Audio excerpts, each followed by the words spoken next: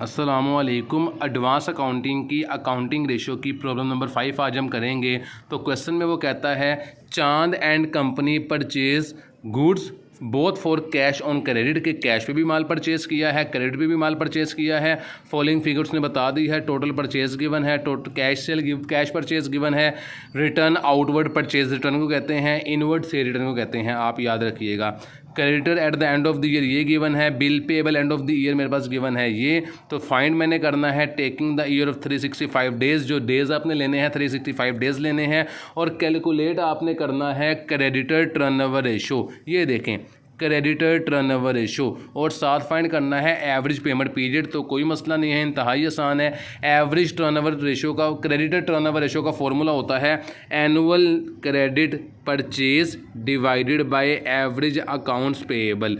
जो डेटर हैं, debtor create होते हैं क्रेडिट सेल की वजह से, जो पिछली वीडियो में मैंने आपको बताया था, और क्रेडिटर की वजह होती है कि हमने उनसे उधार माल परचेज किया होता है।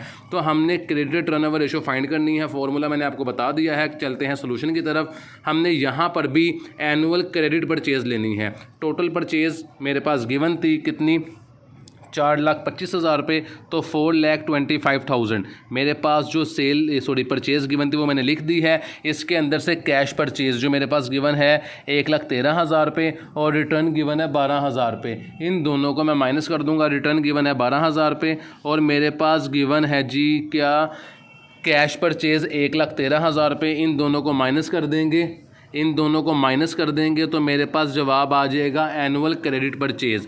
तो 4,25,000 माइनस करेंगे 12,000 रुपये, माइनस करेंगे 1,13,000, तो मेरे पास क्रेडिट परचेज़ आती है 3 लाख रुपये से।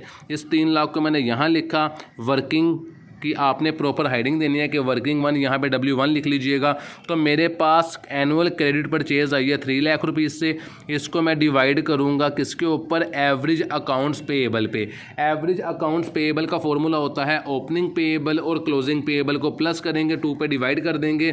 तो सवाल में मेरे पास, अगर मैं आपको दिखाऊँ तो सवाल में मेरे पास गिवन है जी creditor at the end of the year और bill payable at the end of the year. मेरे पास ओपनिंग गिवन नहीं है, सिर्फ क्लोजिंग गिवन है। तो मैं सिंपल क्या करूँगा, इन दोनों को प्लस करूँगा, 2 पे डिवाइड नहीं करूँगा। जब ओपनिंग क्लोजिंग दोनों गिवन होंगे तब 2 पे डिवाइड करना है, अदरवाइज़ 2 पे डिवाइड नहीं करना। तो 5,3,200 ये मेरे पास थे क्या, creditor at the end of the year, और bill payable end of the year थे 6,800 के। तो 6,800 प्लस इसके अंदर मैं कर देता हूँ, तो मेरे पास आते हैं 60,000 रुपीज़ से क्रेडिटर या बिल पेएबल या अकाउंट्स पेएबल। कितने से, 60,000 से मेरे पास आते हैं। इसे मैंने 2 पे डिवाइड इसलिए नहीं किया क्योंकि मेरे पास ओपनिंग गिवन नहीं थे, जस्ट क्लोजिंग गिवन थे।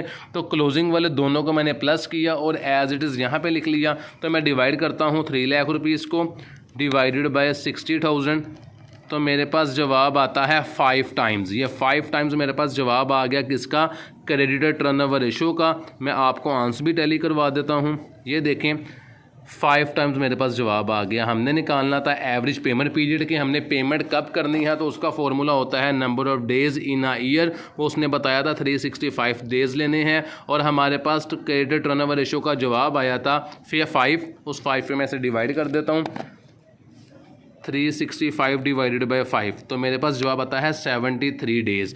तो हमने जो पेमेंट करनी है वो 73 डेज़ के बाद किया करनी है, इसे कहते हैं एवरेज पेमेंट पीरियड। तो क्वेश्चन हमारा कंप्लीट हो गया है। इंशाल्लाह नेक्स्ट वीडियो में आपसे मुलाकात होगी। चैनल को सब्सक्राइब करना मत भूलिएगा। अल्लाह हाफिज़।